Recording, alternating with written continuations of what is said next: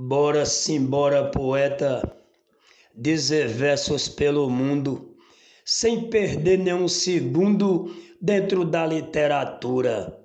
Agricultura e cultura faz parte do poeirão, entre a farinha e a rapadura, nas quebradas do sertão.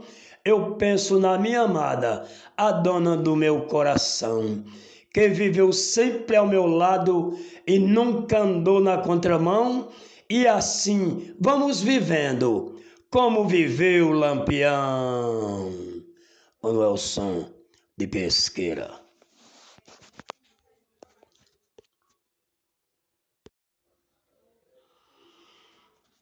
Bora simbora, poeta, dizer versos pelo mundo, sem perder nenhum segundo dentro da literatura. Agricultura e cultura faz parte do poeirão, entre a farinha e a rapadura, nas quebradas do sertão. Eu penso na minha amada, a dona do meu coração, que viveu sempre ao meu lado e nunca andou na contramão. E assim vamos vivendo, como viveu o Lampião.